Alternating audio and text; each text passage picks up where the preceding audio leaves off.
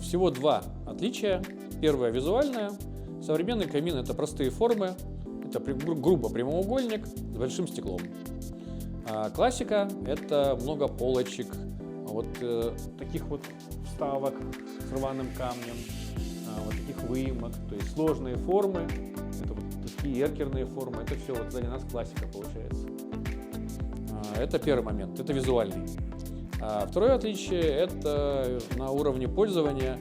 Классические каминные печи, они помощнее будут, то есть они в час обычно выдают в 1,5 раза больше тепла, чем современные.